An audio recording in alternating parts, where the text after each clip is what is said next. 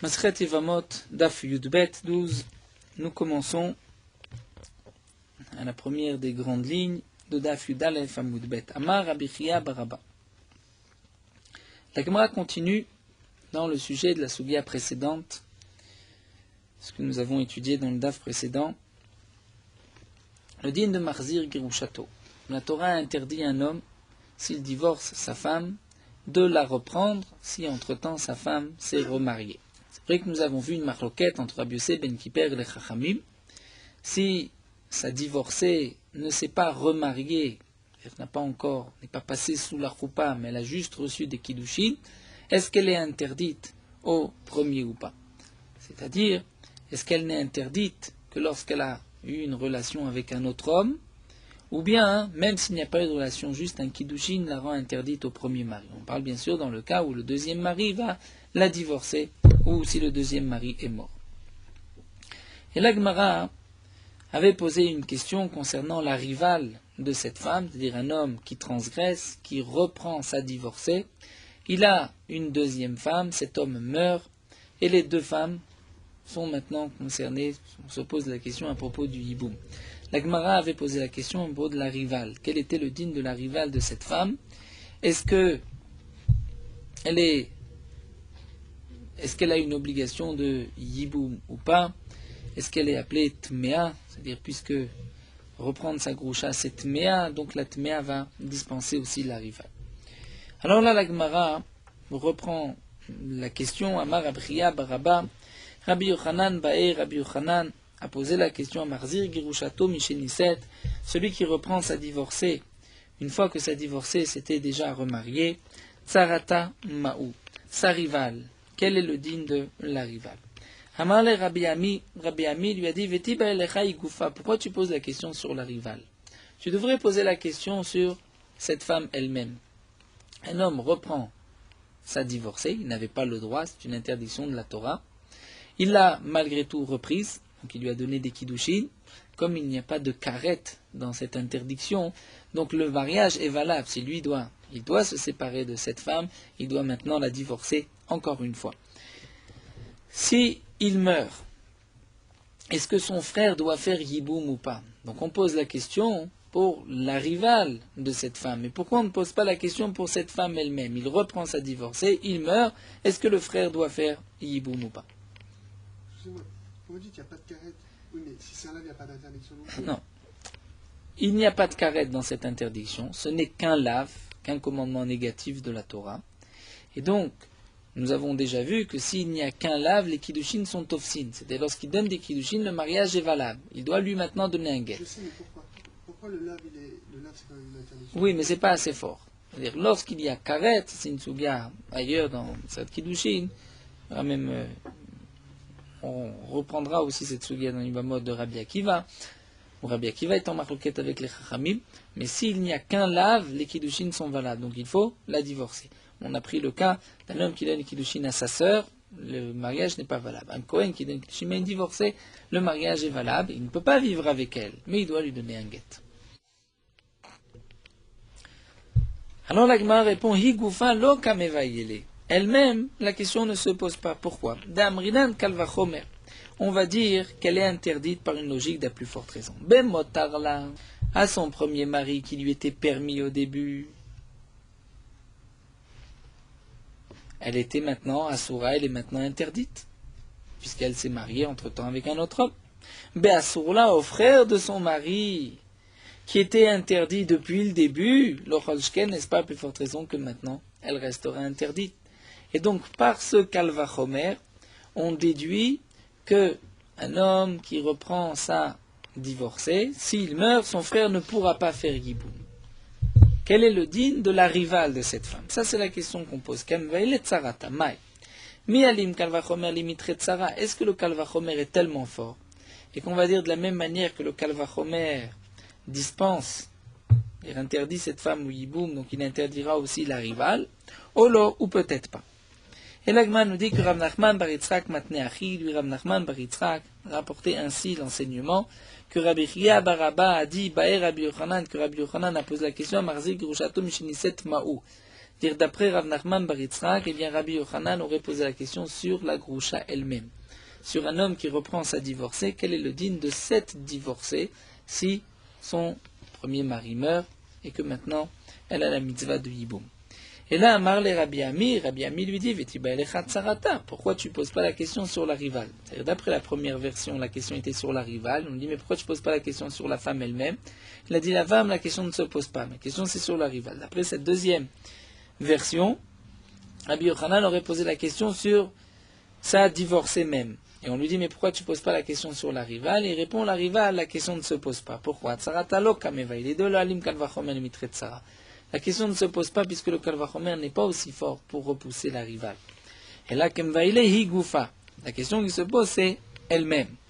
Mai, mi alim kalvachomer bim comme mitzvah olo. Est-ce que ce kalvachomer est aussi fort, c'est-à-dire va l'emporter sur la mitzvah de Yiboum ou pas? Peut-être que c'est vrai qu'il y a un kalvachomer et donc cette femme devrait être interdite aux frères, puisque elle était déjà interdite aux frères.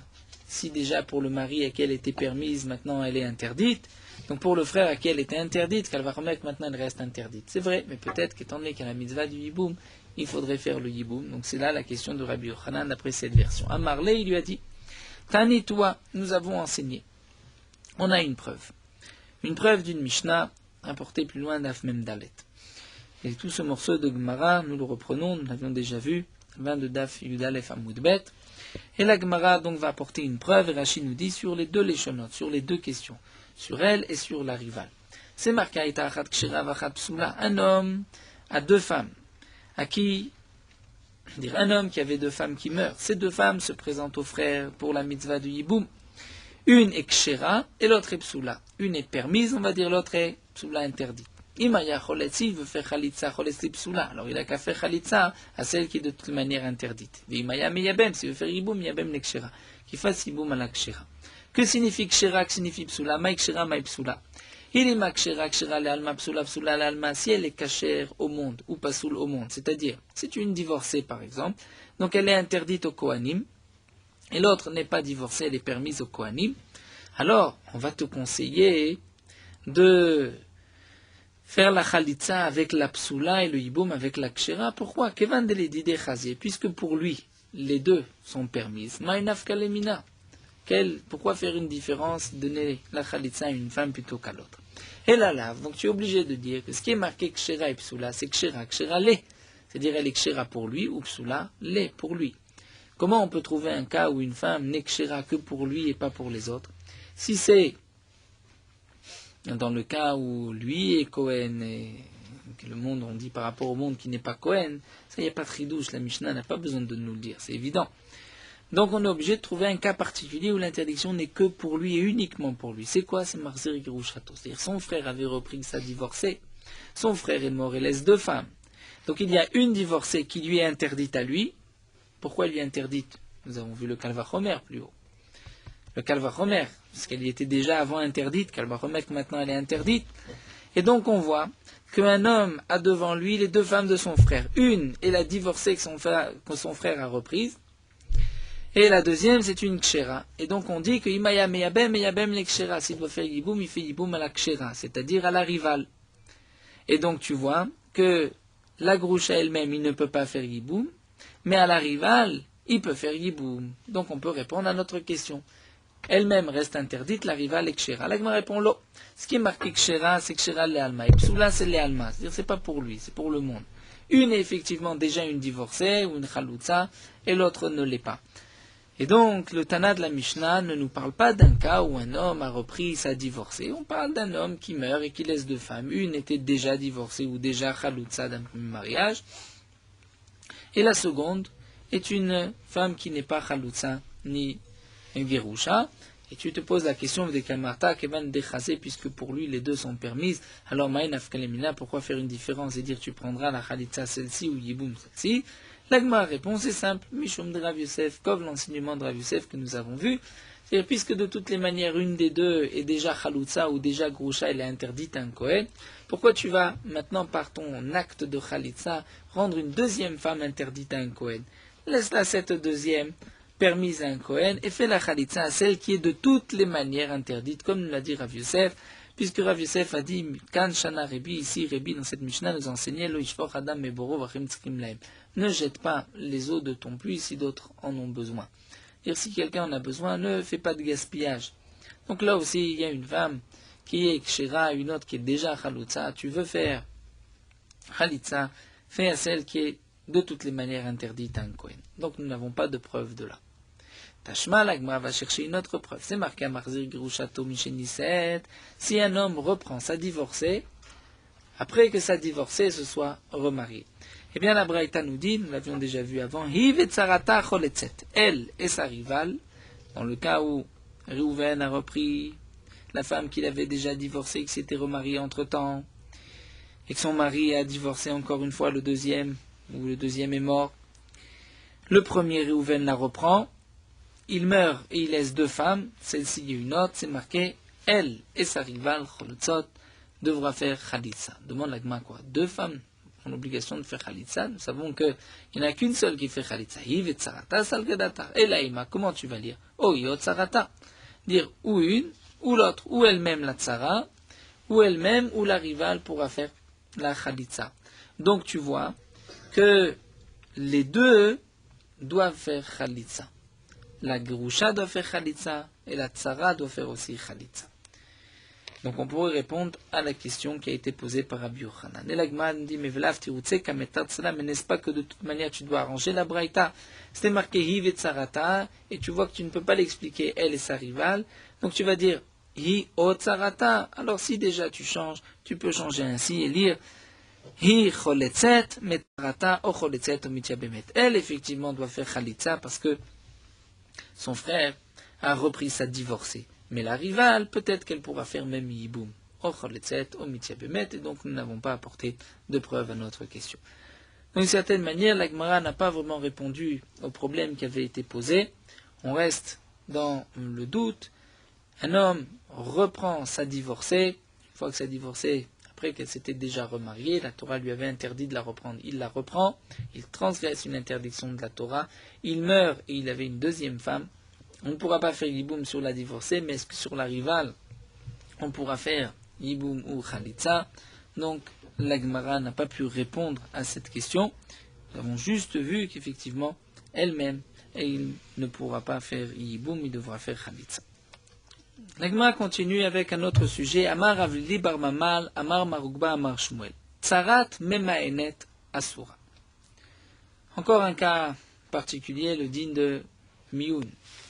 La Torah donne la possibilité à l'homme de marier sa fille lorsqu'elle est petite à un homme. Il peut, le père, recevoir les kiddushin et sa fille est ainsi mariée. Ce sont des kiddushin minatora. Si cette fille veut ensuite divorcer, elle devra recevoir un guet si elle veut se séparer de son mari. Il y a un cas où si le père est mort, les Chachamim ont permis à la mère ou au frère de cette fille, cette petite fille, de faire un mariage, appelé un mariage midérabanan, d'ordre rabbinique, et la fille, à l'âge de 12 ans, pourra refuser ce mariage, c'est ce qu'on appelle le mioun. Elle pourra dire, je refuse ce mariage, et donc rétroactivement, elle n'a jamais été mariée. Donc un homme peut se marier avec une fille avant l'âge de 12 ans, même des kiddushin midérabanan, mais dans le cas où elle refuse ce mariage à l'âge de 12 ans, elle est rétroactivement pnouya, c'est-à-dire qu'elle n'a jamais été mariée à lui, même si ils ont eu une vie maritale pendant les années de mariage. Quel est le din si un homme a épousé deux femmes? Une grande, on va l'appeler une gdola, après 12 ans, et une ktana. Donc la ktana, ce n'est qu'un kiddushin midérabanan. Cet homme meurt sans laisser d'enfant. Il laisse donc deux femmes qui ont une obligation de yiboum. Le frère veut faire yiboum et cette petite fille, qui arrive à l'âge de 12 ans, refuse, veut faire le mioun et dit au beau-frère, dit au frère de son mari, je ne veux pas de mariage, je ne veux pas de ce yiboum. Donc elle ne l'a pas fait du vivant du premier. Quel va être le din par rapport au second? Et quel est le din de la Tzara, c'est-à-dire de la rivale de la deuxième femme. C'est ce que la Gemara demande. Tzarat memaenet, nous dit Shmuel, Asura, elle est interdite. Que signifie elle est interdite? Nous allons voir, la Gemara va l'expliquer. La Gemara nous dit Leman, à qui elle est interdite? Il est malé achim, si c'est aux frères qu'elle est interdite. Hashtaïg ou facharia, si elle-même est permise, comme l'a dit Shmuel, miena bezé muteret bezé, comment interdire la rivale? C'est-à-dire, on parle ici qu'il y a plusieurs frères. Il y a Réhouven, Shimon, Lévi, Yehuda, on va les appeler. Réhouven était marié à deux femmes, dont une Ktana. Réhouven meurt, la Ktana fait mioun à Shimon, le frère. Quel est le din de la rivale? C'est là la question de la Gemara. La deuxième femme de Réhouven, est-ce qu'elle peut faire yiboum ou pas, étant donné que la première femme, la Ktana, a refusé, a fait un mioun? Nous allons voir quelle est la force de ce mioun. Elle n'a pas fait un mioun du vivant du premier. Si elle avait fait un mioun du vivant du premier, donc elle n'était pas mariée au premier, donc elle n'a même pas besoin de faire yiboum. Et la deuxième femme n'est pas une rivale. Mais étant donné qu'elle n'a pas fait du vivant du premier, elle fait mioun vis-à-vis de Shimon. Donc là, Shmuel nous dit que la rivale est interdite. La Gemara demande, elle est interdite à qui? Si elle est interdite aux autres frères, c'est-à-dire la rivale est interdite à Lévi, à Yehuda, demande à Gemara pourquoi même cette petite fille qui vient de faire mioun à Shimon reste permise aux frères de Shimon. Ashtaïg ou Sharia, elle est permise. D'Amar Shmuel, comme Shmuel l'a dit, Miana Bezé, Muteret Bazé. Une femme petite qui a une obligation de yiboum et qui fait le mioun à un des frères, elle est permise à l'autre frère. Donc si elle est permise à l'autre frère, Tsarata, mais voyez, est-ce que tu te poses la question pour la Tsara, pour la rivale, pourquoi la rivale devrait être interdite? Et là, nous dit la Gemara, les didés. La question se pose, elle a les didés. La question se pose pour lui-même, pour Shimon. C'est-à-dire, Réhouven meurt sans laisser d'enfants, et il avait deux femmes, dont une petite, une Ktana. La Ktana fait mioun à Shimon, dit je refuse ce yiboum, je refuse ce mariage. Donc là, la question se pose, est-ce que la rivale, Shimon, peut faire yiboum? Et donc Shmuel viendrait nous dire que non, qu'elle est interdite à Shimon. Elle a les didés à lui. À lui, elle est interdite. Pourquoi? Parce que le mioun va enlever la zika, nous explique Rashi. C'est-à-dire que, étant donné que cette femme, cette petite fait mioun et refuse le mariage, donc elle enlève le yiboum. Si elle enlève le yiboum, il reste quand même l'interdiction qu'elle était la femme de son frère. C'est vrai que soulève Rashi la question, mais lorsqu'elle fait mioun, donc rétroactivement, elle n'était pas mariée même au premier. Si rétroactivement elle n'était pas mariée même au premier, il ne devrait pas y avoir d'interdiction, ce n'était pas la femme de son frère. Rashi nous dit c'est vrai, mais c'est une xéra des Rabbanan. Étant donné qu'elle n'avait pas fait le mioun du vivant du premier, et qu'elle le fait du vivant du deuxième, on dirait que c'est la femme de son frère. C'est vrai qu'elle va dire maintenant je ne veux plus de ce mariage, mais elle restera interdite midei Rabbanan à Shimon. Donc une petite fille qui fait mioun, elle dit à Shimon, après la mort de son mari Réhouven, elle lui dit je ne veux pas de mariage, je ne veux pas de yiboum, eh bien elle restera interdite midei Rabbanan à Shimon. C'est comme si c'était la femme de son frère. Et donc la question de la Gemara qui se pose, c'est la rivale vis-à-vis de Shimon. Est-ce que Shimon pourra prendre la rivale ou pas? La Gemara demande au Maïshena, quelle différence? Pourquoi tu veux interdire la rivale? De la même manière que la Memaenet, cette femme qui refuse, cette fille qui refuse le yiboum, qui refuse tout ce mariage, elle est interdite effectivement à Shimon à qui elle a refusé. Mais aux autres frères, des charriers de la chine, elle est permise aux autres frères. Pourquoi? De l'oav de Boumassé? Parce que de l'oav de Boumassé, elle n'a rien fait, elle ne leur a rien dit à eux. Elle a refusé à un. Eh bien, la Tsara, la rivale, n'a même l'oav de Boumassé. Elle, la rivale, n'a même pas fait d'action, n'a rien dit vis-à-vis de Shimon lui-même. Donc, pourquoi tu voudrais l'interdire? Et la Gemara nous explique, on va un peu mieux comprendre cette interdiction de Rabbanan, Gzera Mishum Tsara Bitom Emaenet. La Gemara répond, pourquoi la rivale de cette petite fille est interdite à Shimon? Donc c'est vrai que cette petite fille refuse le yiboum à Shimon, Mais pourquoi elle est interdite? Parce que si on la permet, on risque ensuite de permettre la rivale de la fille de Shimon, si c'est sa fille qui a fait Mioun. Peut-être que dans un cas où la fille de Shimon, après son premier mariage, n'est plus maintenant dans les mains du père, elle va se marier à Réhouven. Réhouven va mourir, Shimon a devant lui sa fille et la rivale de sa fille. Donc sa fille va refuser le mariage. On va penser, puisqu'elle refuse le mariage, donc elle n'a jamais été mariée à Réhouven. Et donc si c'est ainsi, la rivale peut faire Giboum avec Réhouven. Donc pour ne pas qu'on arrive à ce cas-là et à permettre la rivale, même dans ce cas-là, les Khamim ont interdit dans tous les cas la rivale d'une fille qui fait Mioun. Mais demande la Gemara, on ne comprend pas. Tsarat Bito Memaenet Miasira, la rivale de sa fille, si sa fille est Memaenet, est-ce qu'elle est interdite? Elle n'est pas interdite dans ce cas-là. Vatnan, nous avons une Mishnah, c'est marqué. Vechoulan, dans tous les cas de notre Mishnah. Immetu Omiyanu, Onidgarshu, Tsarotem Mutarot. Rappelez que tous les cas qui sont rapportés, même Bito, même sa fille, que si elles sont mortes, par exemple la fille était morte avant, ou bien elle avait fait Mioun, ou bien elle avait divorcé avant, la rivale est permise. Donc on parle de Miana Mevan, elle a fait Mioun à qui? Il y a des Miana Bebal, si elle avait fait Mioun au premier mari, Haïnou Grusha. C'était le din de Grusha, et c'est marqué dans la Mishnah Grusha. Quelle différence si elle a divorcé ou si elle a refusé le mariage au premier mari? Donc tu es obligé de dire la Beyabam, qu'il s'agit du cas où Shimon se retrouve avec sa fille, qui va faire Mioun devant lui, pas à son frère. Et pourtant, on voit que dans ce cas-là, la rivale est permise. Donc tu vois que la rivale de sa fille qui fait Mioun est permise. La Gemara répond, Leolam Bebaal, on parle qu'elle a fait Mioun au mari, Vetre Gavne Girushin, il y a deux sortes de Girushin. Il y a Girushin par un acte de divorce, par un guet, et il y a Girushin par un refus du mariage. Alors demande la Gemara, Maïshena Kimiana Bebal Dakrinu Nisouim.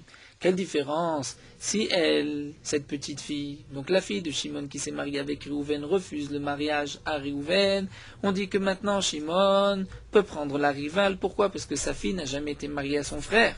Et donc ce n'est pas la rivale de sa fille. Mais alors, Kimiana Beyabam, lorsque sa fille refuse et dit à Shimon, je ne veux pas faire le yiboum avec toi, mon père, donc elle refuse aussi le mariage rétroactivement. Et donc il n'y a jamais eu de mariage avec Réhouven, et donc ce n'est pas la rivale de sa fille. Donc Namen Isum Kameika Akra, elle déracine les premiers Nisum, le premier mariage avec Réhouven. La Gemara répond, Mishum Taner Rami bar Cheskel, c'est à cause de cet enseignement de Rami bar Cheskel, et Taner Rami bar Cheskel, Miana Bebal Muteret Leaviv, Beyabam Asura Leaviv. Il y a une halakha que si une petite fille refuse le mariage, mais elle le refuse à son mari, là elle est permise même au père de son mari. Pourquoi?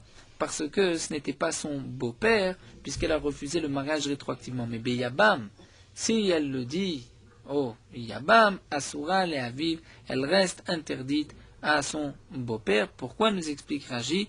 Étant donné qu'il y a eu un premier mariage, puisqu'elle n'avait pas refusé, et qu'elle s'est présentée en tant que Yiboum, donc ceci paraît être la femme du frère, la femme de Réhouven.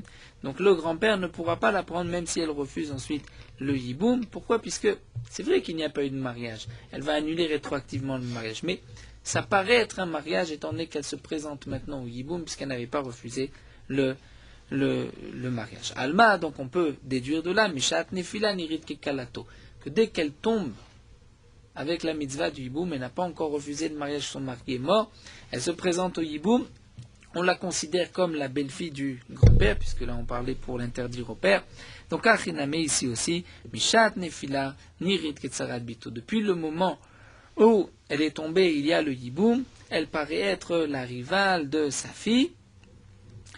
Et donc c'est pour cela qu'on va interdire la rivale, même la rivale d'une petite, même si ce n'est pas sa fille, de peur qu'on vienne à permettre la rivale de sa fille. Et bien que, comme nous l'avons expliqué, dans ce cas-là, sa fille n'est pas vraiment mariée, puisqu'elle refuse le mariage de Réhouven, donc rétroactivement elle n'était pas mariée, malgré tout, cela prête à confusion. On dirait que c'était la femme de son frère, que c'était sa fille, et donc on ne peut pas permettre même la rivale. Donc l'Agma répond, pourquoi? On comprend maintenant pourquoi la rivale est interdite, même lorsque la petite fait Mioun au frère Shimon, la rivale de cette petite, donc la deuxième femme de Réhouven, reste interdite à Shimon. La Gemara continue avec un autre cas. Amar Ravasi, Ravasi nous enseigne Tsarat Ailonit Asura. Le din de la rivale d'une Ailonite. Ailonite, comme le rapporte ici Rashi, c'est une femme stérile qui ne peut pas avoir d'enfant.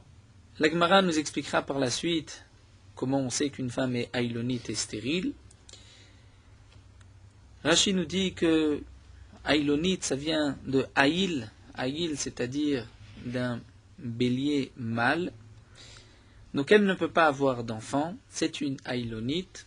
Elle est mariée à Réhouven. Réhouven a une deuxième femme. Ravasi nous dit, lorsque Réhouven meurt, de la même manière que la Ailonite ne peut pas faire le yiboum, puisqu'elle ne peut pas reconstruire la maison du défunt, puisqu'elle ne peut pas avoir d'enfant, bien la rivale de cette femme est aussi Asura, interdite, il n'y a pas de yiboum.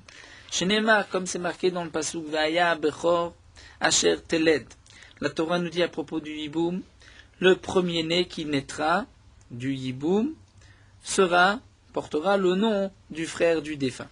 Donc on va exclure de ce pasuk Prakt la Ailonite, cette femme Ailonite qui ne peut pas avoir d'enfant, Shena Yoledek, qui ne peut pas reconstruire la maison de son frère, la maison du défunt, du frère de Shimon. Et donc on va même exclure la Tsara, la rivale de cette femme. Comment ça? Rachid nous explique, étant donné qu'elle est dispensée du yiboum, donc elle est maintenant appelée la femme de son frère, et par rapport à Shimon, c'est la femme de son frère Réhouven, qui est interdite, puisqu'il ne peut pas accomplir la mitzvah de Yiboum, et nous rentrons dans la paracha que nous avons vue au début du Pérec, que la rivale d'une Herva est interdite. La Herva ne peut pas faire Yiboum, elle garde l'interdiction de la femme de son frère, Eshetar, et donc la rivale deviendra aussi interdite, comme la Herva. Métiv Rav Sheshat va objecter. C'est marqué. Shlosh Achim. Nous avons une Mishnah. 3 frères Nisuim Shalosh Nashim Nochiyot. 3 frères qui sont mariés à 3 femmes Nochiyot, c'est-à-dire étrangères, qui ne sont pas sœurs. Umet Rad Mehem. L'un d'entre eux est mort. Nous avons Réhouven, Shimon, Lévi, qui sont mariés à 3 femmes. Lévi est mort. Réhouven voulait faire la mitzvah de Yiboum. Il n'a pas eu le temps de commencer le Yiboum. Il a fait juste ce qu'on appelle le Mahamar. Le Mahamar, que Bezrat Hashem nous verrons par la suite, c'est une obligation des Chachamim de donner des Kiddushin à sa Yebama avant d'accomplir la mitzvah. Puisque Minatora, la mitzvah du Yiboum, s'accomplit par une relation, par un acte. Mais les Chachamim ont exigé auparavant de donner des Kiddushin. C'est ce qu'on appelle le Mahamar, donc c'est le début, l'engagement du Yiboum. Nous verrons par la suite même les conséquences de ce Mahamar. Donc dans la Gemara, nous allons traduire le Mahamar, c'est une parole, il va lui donner des Kiddushin, Riyat Mekudesh Etli. Bien qu'il n'a pas besoin de donner des Kiddushin Minatora, puisqu'il va automatiquement recevoir la femme de son frère, et donc il accomplit la mitzvah du Yiboum par la Bia, mais les Chachamim donc ont exigé le Mahamar, cet engagement, ce début de Yiboum. Et la mitzvah du Yiboum ne s'accomplit véritablement que par une relation. Mais le Mahamar va déjà les lier. Donc Réhouven va être lié avec la femme de son frère Lévi qui est décédé par ce Mahamar qui n'est ce qu'on appelle une Zika Midei Rabbanan. Pour l'instant, il est lié par un lien qui n'est que Midei Rabbanan, tant qu'il n'y a pas eu de relation. Et si Oumet, Réhouven est mort, donc Lévi était mort, Réhouven a fait le Mahamar avec la femme de Lévi, et Réhouven meurt lui aussi à son tour. Donc la femme de Lévi, vis-à-vis maintenant de Shimon, a 2 obligations de Yiboum. Une obligation de Yiboum parce qu'elle était la femme de Lévi, et qu'elle n'a pas encore fait de Yiboum. Donc elle reste encore une Yevama en attente. Puisqu'il y a eu un Mahamar, elle n'a pas vraiment été liée à Réhouven, mais elle est quand même, on va voir Midei Rabbanan, un petit peu rattachée à Réhouven, et on va la considérer Midei Rabbanan comme étant aussi la femme de Réhouven. C'est une femme où nous retrouvons dans cette femme 2 obligations de Yiboum en même temps. Bien sûr, c'est impossible, 2 obligations de Yiboum Minatora, puisque dès qu'elle s'est mariée à Réhouven, il n'y a plus d'obligation de Yiboum vis-à-vis de Lévi du premier. Mais puisqu'il y a eu un Mahamar, donc il y a maintenant sur elle 2 obligations de Yiboum, et donc les 2 femmes, ces 2 femmes, Cholzot, c'est-à-dire et la femme de Lévi qui a reçu ce Mahamar de Réhouven, et la femme aussi de Réhouven, devront faire Khalitsa et pas Yiboum. Donc Rashi précise bien, si Réhouven s'était marié avec la femme de son frère Lévi, à ce moment-là, la zika du premier Yiboum aurait disparu, ça y est, il a accompli. Et lorsque Réhouven meurt, à ce moment-là, Réhouven a la mitzvah de Yiboum avec les 2 femmes de... À ce moment-là, Shimon a la mitzvah de Yiboum avec les 2 femmes de Réhouven, et Shimon pourra choisir une des 2. Mais étant donné que là, il n'a fait qu'un Mahamar, donc le Mahamar n'a pas enlevé la zika du premier Yiboum, et on a rajouté encore une, si on peut dire, chez Nehemar, comme c'est marqué dans le pasuk Umet Echad Mehem. La Torah nous dit, lorsqu'il y a 2 frères, et l'un d'entre eux est mort, Yebama Yavo Alea, son Yabam, c'est-à-dire le frère, doit la prendre en mariage. Et donc on apprend du pasuk Mishalav Zikat Yabam Echad. C'est la femme sur laquelle il n'y a qu'une obligation d'un Yiboum, c'est-à-dire d'un seul homme, de Réhouven. Velo Zikat Shne Yebamim, mais pas lorsqu'il y a sur elle la zika de 2 Yevamim, c'est-à-dire et de Lévi le premier et de Réhouven, puisque d'une certaine manière le Mahamar qu'a fait Réhouven lui a rajouté une zika. Elle n'était pas la femme de Réhouven, mais elle est considérée d'une certaine manière comme la femme de Réhouven. Bien sûr, nous dit Rashi, ce n'est que Midi Rabbanan, c'est un remez qu'on rapporte du Pasuk. Et voici la question que l'Agma rapporte, Vekatanea, et on a dit là-dessus, Amar Rav Yosef, Zohi Tzarat Eshet Ach Me'av, chez Isur Nefila Garamla. Rav Yosef s'est exprimé à propos de ce cas et a dit la chose suivante. Zohi, le cas de cette femme, c'est le cas de Tzarat, la rivale de Eshet Ach Me'av, de la femme de son frère du même père, chez Isur Nefila Garamla, c'est-à-dire le Isur Nefila, puisque elle tombe maintenant par 2 sortes de Yiboum, ceci l'empêche de pouvoir faire le Yiboum, à elle et aussi à la rivale. Chez l'homme Atzinu Bekol Torah Kula Kegonzot. Nous n'avons pas trouvé dans toute la Torah un cas semblable qui soit interdit. Ce n'est que interdit Midé Rabbanan. Et donc pourquoi interdire même la rivale? Ça c'est une exception Midé Rabbanan. Ça c'est ce que Rav Yosef a dit. Rav Yosef s'est exclamé ainsi. Dans les termes de Rav Yosef qui a dit Zohi, c'est celle-ci. Donc en vérité, la femme de Réhouven, qui est la rivale de la femme de Lévi qui a reçu le Mahamar. Puisque Rav Yosef a dit c'est celle-ci qui n'est pas Minatora interdite, qui n'est pas la tzara d'une herva, et malgré tout, elle ne pourra pas faire Yiboum, puisqu'il a dit Zot, c'est pour en exclure une autre. Zot hi les maotemai, qu'est-ce que cela veut exclure? Lave, n'est-ce pas que les maotet tzara taïloni des sharia? Que certainement Rav Yosef a voulu exclure notre cas, le cas de la rivale d'une aïlonite, dire de cette femme qui ne pouvait pas avoir d'enfant, son mari est mort sans laisser d'enfant, même de la rivale. Donc on va dire que ce n'est que l'aïlonite qui ne peut pas faire Yiboum, mais la rivale pourra faire Yiboum. C'est ce que Rav Yosef a voulu exclure, et donc nous avons une question sur Ravasi. La Gemara répond Lo, les maotés, ceci vient exclure la tzara de l'aïlonite des Assyrés, la rivale de l'aïlonite de cette femme qui va être interdite, comme on l'a dit. Alors que signifie Maïzohi? Qu'est-ce qu'il a voulu dire Rav Yosef? C'est celle-ci qui est interdite, comme si une autre sera permise. Voici ce que l'Agma répond. Zohi de Isur Nefila Garamla Tsarata Baye Khalitsa. Rav Yosef a voulu dire, dans le cas de cette femme de Lévi qui a reçu le Mahamar et qui a sur elle 2 Zika, de Yiboum, Miderabanan, étant donné qu'il y a sur elle un Isur Nefila, il y a un 2e Yiboum qui lui est tombé, eh bien la rivale a au moins l'obligation de Bae Khalitsa, d'une Khalitsa. Elle ne peut pas complètement en être dispensée, puisque ce n'est que Miderabanan. Mais la Ilonite, Afilo Khalitsa Lobae, la Ilonite, même une Khalitsa, elle n'a pas besoin. Donc lorsque Rav Yosef a dit Zoï Tzarat Eshetach Hameav, où là il n'y a pas de Yiboum, c'est-à-dire il n'y a pas de Yiboum, mais il y a quand même une Khalitsa, alors que la Ilonite, même la Khalitsa, elle n'en a pas besoin. Et pourquoi Maïtama? Elle me répond Hadoraita de Rabbanan, parce que le din de la Ilonite, pourquoi elle va dispenser la rivale du Yiboum? C'est un din Minatora. Donc si c'est Minatora, on ne fait même pas de Khalitsa. Mais Mide Rabbanan, dans le cas de ces deux zikotes, là il y a besoin de Khalitsa au moins. Et la Gemara continue Tnan, nous avons étudié dans notre Mishnah, dans la première Mishnah avec Kulam, dans tous les 15 cas, les 15 femmes qui avaient été rapportées. Immetu, Miyano, Nidgarshon, Nipseo, Ailonit, Sarotem, Mutarot, nous avons vu. Prenons le cas d'un homme, Réhouven, qui était marié à la fille de Shimon. Et Réhouven avait une deuxième femme. Nous avons vu que de la même manière que Shimon ne peut pas faire, si Réhouven meurt, Shimon ne peut pas faire Yiboum avec sa fille, la rivale est aussi dispensée de Yiboum.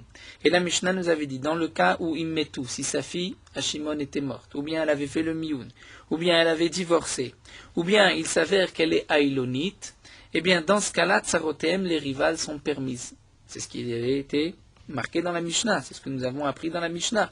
Donc tu vois, nous dit la Gemara, que lorsqu'une femme devient aïlonite, la rivale est permise. On voit que lorsque Réhouven était marié à la fille de Shimon, la rivale était dispensée de Yiboum.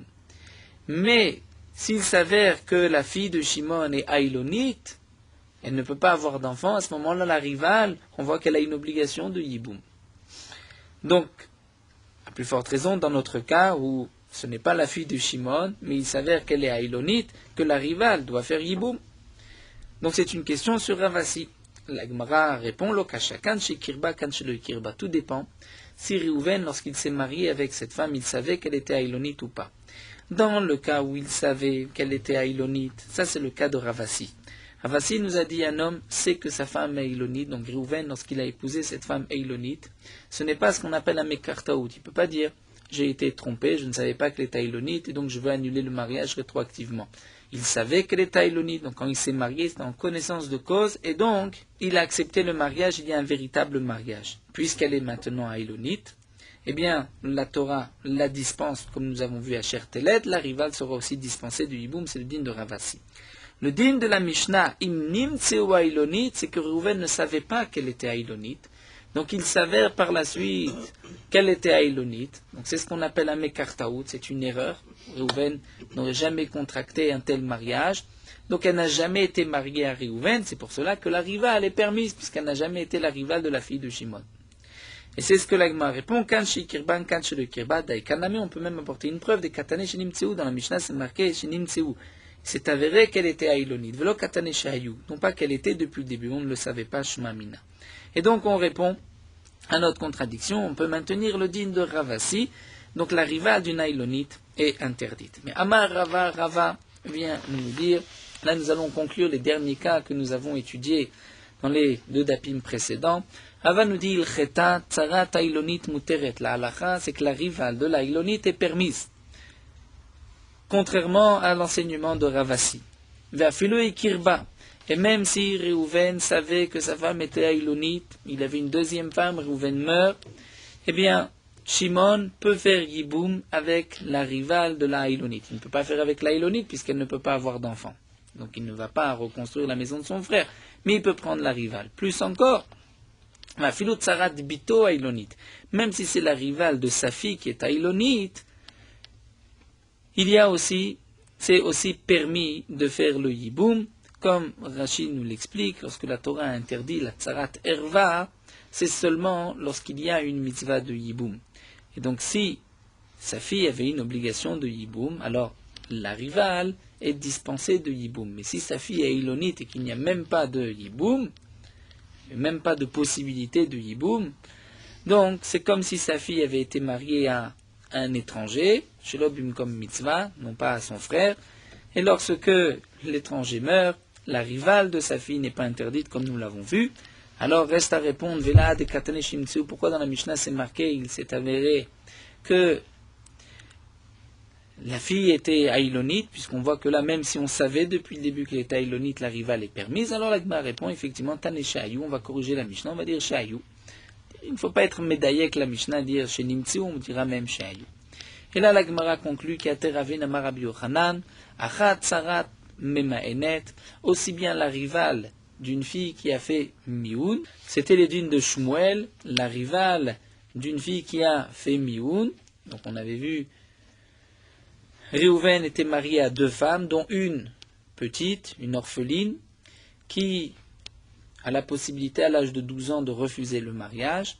Elle n'a pas eu le temps de refuser que Réhouven est mort. Ensuite, elle refuse à son frère, à Shimon, le mariage du premier frère de Réhouven. Donc elle n'était jamais mariée à Réhouven, nous avons vu, mais malgré tout, il y avait une interdiction midérabanan, et on a dit que la rivale était interdite. Eh bien, ici, la conclusion de la Gemara, c'est que la rivale est permise. C'est ce que nous dit ici Rabbi Yochanan. Ou bien Achat Sarat Ailonite, de même, la rivale d'une Ailonite, le din de Ravasi. Ve'achat Sarat Marsir Girushato. Et aussi le din de la rivale de Marsir Girushato, c'était la question de la Gemara plus haut, qui était le din. Rabbi Yehuda avait posé la question à Rav Sheshat Marsir Girushato, quel est le din de Tsarata, ainsi que ce que la Gemara avait rapporté en bas de Daf Yud Aleph Amud Bet.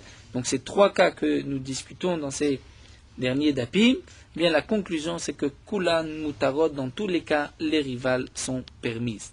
Il n'y a pas d'interdiction de Yiboum pour les rivales, au contraire, il y a une obligation de Yiboum, et si on ne veut pas faire Yiboum, il faudra faire Khalitza. Ça c'est la conclusion de ces halachot que la Gemara nous a rapporté de ces questions, de ces problèmes. Et la Gemara continue avec un autre point, et là nous allons partir dans une autre sugya, pour revenir à notre Mishnah sur la dernière ligne, cette fameuse dernière ligne que nous venons de reprendre. Dans la Mishnah, nous avons vu le din que si la Herva est décédée, ou a fait mioun, ou a divorcé, ou bien, c'est-à-dire qu'elle est aïlonite, alors la rivale est moutar. Et à la fin de la Mishnah, nous avons vu que ceci ne peut pas s'appliquer dans toutes les 15 femmes, puisque par exemple, dans les 15 femmes, il y a Hamato, il y a sa belle-mère. Donc sa belle-mère, on ne peut pas dire qu'elle était aïlonite, on ne peut pas dire de mioun, puisque sa belle-mère, elle avait plus de 12 ans. Et donc là, la Gemara va d'abord nous rapporter une marloquette entre Rabbi Meir et les Chachamim. Nous reviendrons à ce point de la Mishnah. Taner Rav Bibi kamed Rav Nachman. Rav Bibi a enseigné devant Rav Nachman. Shalosh nashim mishamshot bemor. Il y a 3 femmes à qui on va permettre, au moment des relations conjugales, de mettre des morceaux de tissu dans le vagin. Pour quelle raison? Pour ne pas qu'elle tombe enceinte. Donc à ces 3 femmes, on va leur permettre, au moment du tashmish, au moment des relations conjugales, de mettre morceaux de tissu dans le vagin, afin que ces 3 femmes ne tombent pas enceintes. De qui il s'agit? Ktana, d'une petite fille, lorsqu'un homme est marié à une fille de moins de 12 ans, comme nous verrons, Meuberet, ou à une femme enceinte, ou Menika, ou à une femme qui allait. Pour quelle raison? Ktana shematitaber. Si c'est une petite fille, il faut faire en sorte qu'elle ne tombe pas enceinte, parce que si elle tombe enceinte, shematamut, elle risque de mourir, elle n'a pas les forces de supporter une grossesse. Meuberet, une femme qui est déjà enceinte, à l'époque de la Gemara, elle pouvait retomber encore une fois enceinte. Donc on va l'empêcher d'encore une fois de tomber enceinte. Pourquoi? Shematase ou brasandal, de peur qu'elle va rendre le premier oubar, le fœtus, sandal, c'est-à-dire comme la forme d'une chaussure, c'est-à-dire le premier, c'est-à-dire le second qui va s'ajouter, va déformer le premier en lui prenant sa place. Menika, une femme qui allait, pourquoi il faut l'empêcher, pour faire en sorte qu'elle ne tombe pas enceinte? Shema tigmol bena, de peur qu'elle va sevrer son fils, veyamut, et il va mourir, puisqu'à l'époque de la Gemara, les enfants n'avaient pas d'autre nourriture que le lait maternel. Ve'ezoi ktana. C'est quoi une ktana? De quel âge? Mibat yudalef shana v'yom echad. De 11 ans et un jour, ad yudbet shana v'yom echad, jusqu'à 12 ans et un jour. C'est-à-dire, parot mikan, moins que 11 ans, elle ne peut pas tomber enceinte. Veyeter alken, plus de 12 ans, elle peut tomber enceinte, elle peut supporter la grossesse. Donc, meshamichet kedarka veolechet, elle peut avoir des relations normales sans empêcher une grossesse. Mais entre 11 ans, donc là, 12e année, entre 11 ans et un jour et 12 ans et un jour, elle peut tomber enceinte, mais elle n'a pas les forces de supporter la grossesse. D'Ivre Amir sont les paroles de Rabbi Meir.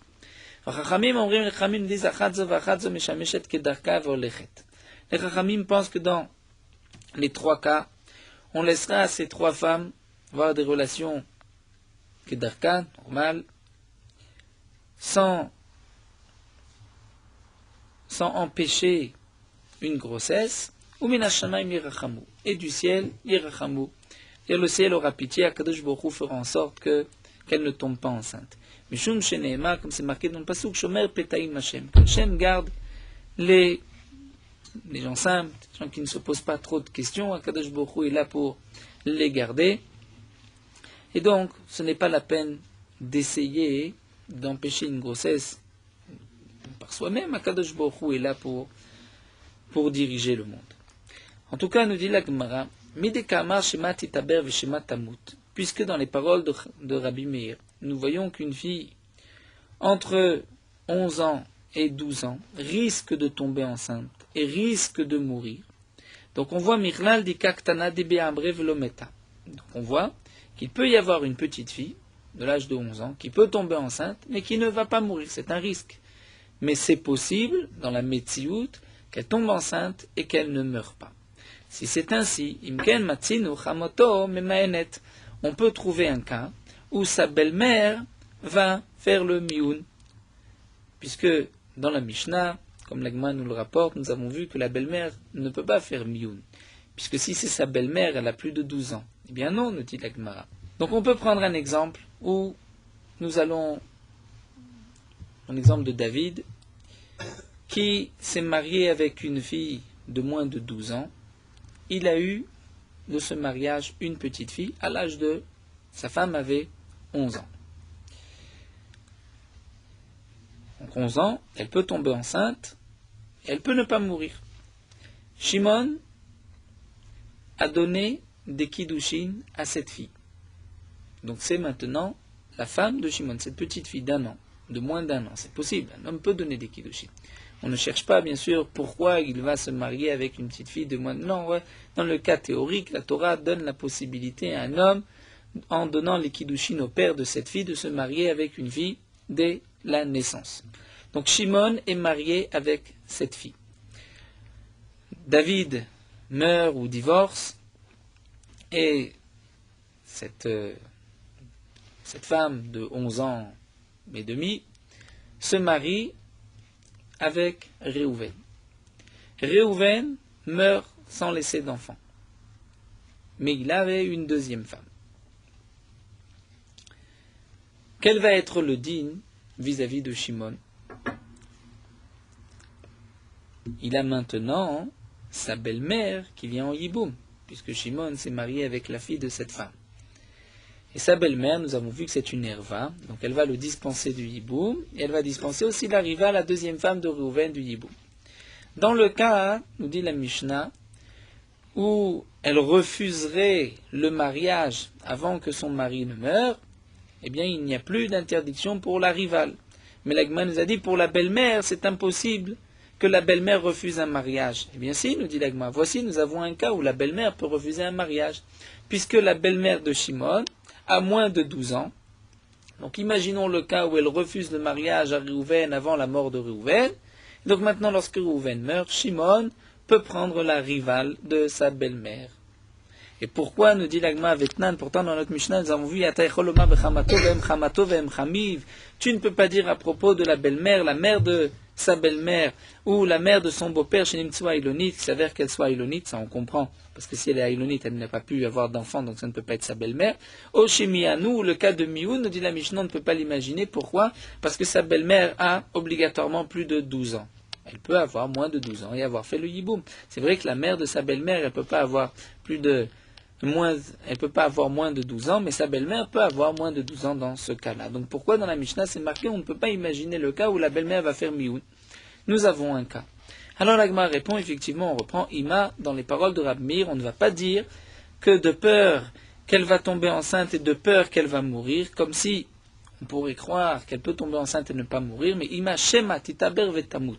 On craint que la fille de 11 ans tombe enceinte et elle meurt. c'est sûr qu'elle va mourir.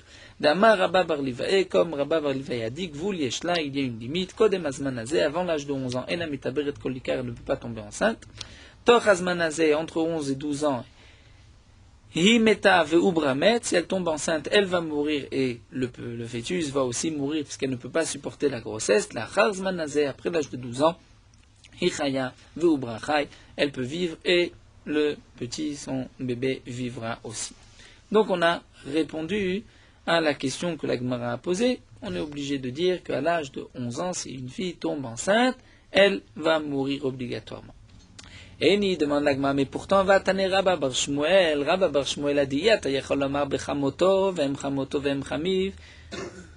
nous avons une braïta où Rabba Bar Shmuel nous dit, on ne peut pas, à propos de la belle-mère, de la mère de la belle-mère et la mère du beau-père, on ne peut pas imaginer le cas où elle était aïlonite, il s'avère qu'elle était aïlonite stérile, puisqu'elle a eu des enfants, si c'est sa belle-mère, Oshemianou, ou qu'il y ait eu le mioun, qu'elle ait refusé un mariage.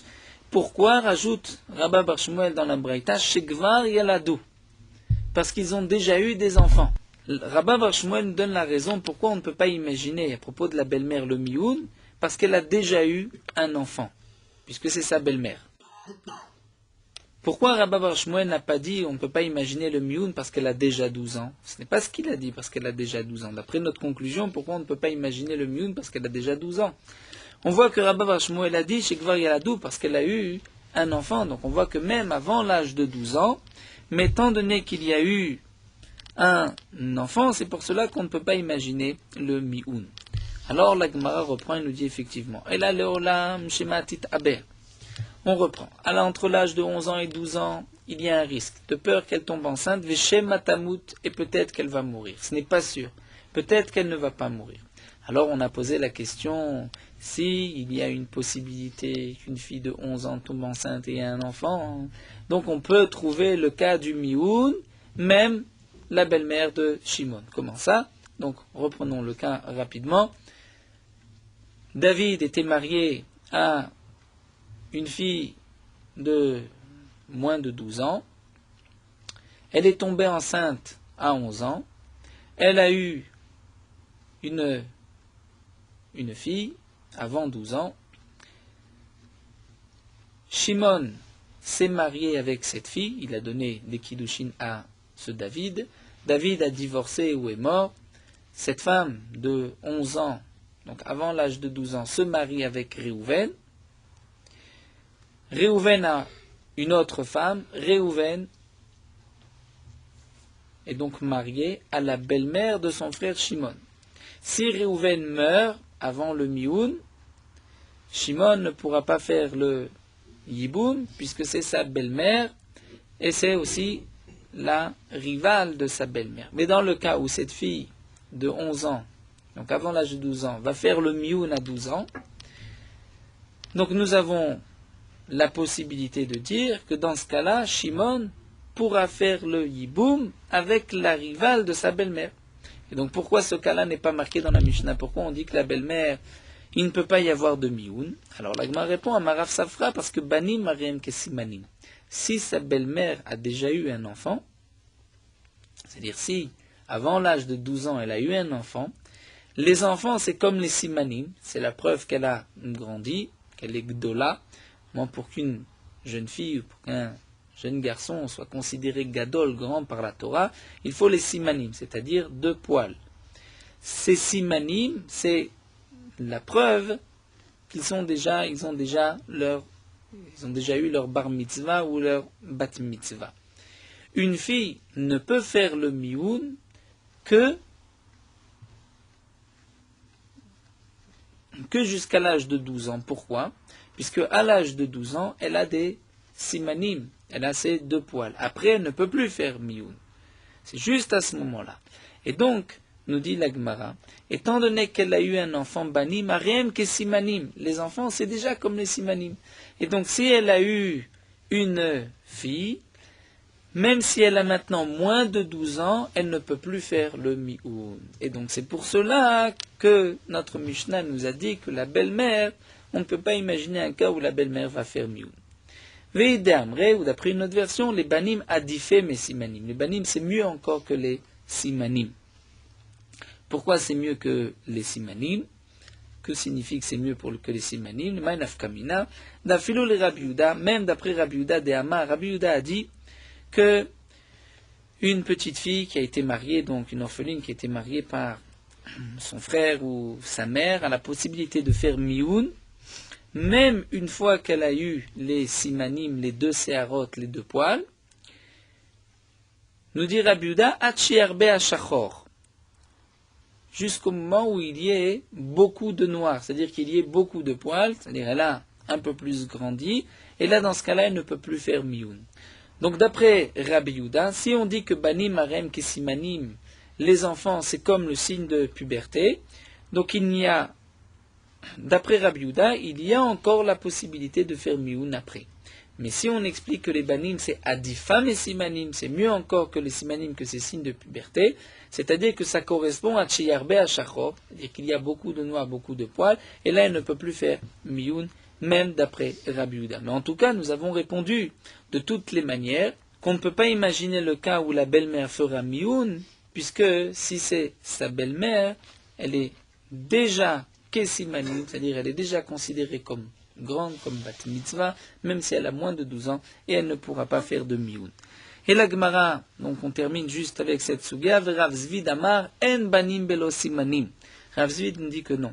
Qu'en vérité, si une femme a des enfants, ce n'est pas que les banim c'est comme des simanim, c'est comme les signes de puberté, mais les enfants, en banim belo simanim, c'est sûr qu'il y avait déjà les signes de puberté qui sont peut-être tombés qu'on n'a pas vus. La Gemara dit venivdok, on n'a qu'à donc vérifier si on est sûr que il y a eu les signes de puberté. La Gemara répond Chayshinan Sheman Nashrou. On craint que peut-être les poils sont tombés. Anicha le mandamar choshishim. La Gemara, ça c'est valable d'après le mandamar, d'après celui qui dit, c'est une marquée dans Masret Nida, que lorsqu'on voit qu'il n'y a pas les signes de puberté, on dit ils sont certainement tombés. Mais là le mandamar en choshim, d'après le mandamar qui dit qu'on n'est pas choshesh, c'est-à-dire si on ne les voit pas, il n'y a pas de, c'est qu'il n'y a pas eu de signes de puberté. Maïkalima, comment va-t-il répondre? Et la Gemara conclut, étant donné que cette fille a eu un enfant, par le tsar, la difficulté, la souffrance de l'accouchement, ou nous dit Tosfot peut-être même de la grossesse, eh bien on craint que les signes de puberté soient tombés, et même si on ne les a pas vus, c'est certainement qu'ils étaient là, d'après Rav Zvid. Donc la Gemara a terminé ici, a conclu que ce qui est marqué dans la Mishnah, que si une de ces 15 arayot a d'abord refusé le mariage, ou elle est morte, ou divorcée, donc elle n'a plus le statut de Herva mariée à son frère, et donc la rivale pourra faire Yiboum, et la Mishnah a terminé en disant que que sa belle-mère, on ne peut pas imaginer le cas de Ailonit pour la belle-mère, puisqu'elle a eu un enfant, ni le cas de Mioun, puisque elle ne peut plus faire Mioun si elle a mis au monde un enfant qui est la belle-mère de Shimon. Ça, c'était là pour Daf Yudbet. Daf Yudbet. Le Shulchan Aruch écrit que certains ont l'habitude d'attendre et de dire Netilat Yadayim seulement lorsqu'ils arrivent dans la synagogue. Et à ce moment-là, ils disent Netilat Yadayim et toutes les autres brachot, mais le Shulchan Aruch termine que les Sfaradim n'ont pas cette habitude. La conclusion des Acharonim est la suivante, qu'il vaut mieux faire comme les Sfaradim, c'est-à-dire de ne pas faire d'interruption entre Netilat Yadayim et la bracha. Immédiatement, lorsqu'on fait Netilat Yadayim, dire la bracha Netilat Yadayim. Et comme nous l'avons vu plus haut, donc il vaut mieux d'abord aller aux toilettes et ensuite dire un Netilat Yadayim et Asher Yatzar. Et certains ont écrit que le Chatrila, il vaut mieux attendre d'être prêt pour la Tfila, pour dire toutes les brachot. Même ceux qui ont l'habitude d'attendre, de ne pas dire immédiatement Netilat Yadayim, et de ne le dire qu'à la synagogue, juste avant de commencer la Tfila, ils ne pourront le faire que lorsqu'ils vont immédiatement prier. Mais si quelqu'un se lève pour étudier, pour dire des slichot avant la Tfila, donc il ne devra pas attendre de dire Netilat Yadayim jusqu'au moment de la Tfila, parce qu'il y a une grande interruption, donc il vaut mieux à ce moment-là dire Al Netilat Yadayim immédiatement après s'être lavé les mains, ou bien ne pas faire de bracha lorsqu'on se lève les mains, et seulement après l'étude ou après les slichot, aller aux toilettes, et ensuite se laver les mains encore une fois et dire à ce moment-là Netilat Yadayim Asher Yatzar et commencer sa tefila.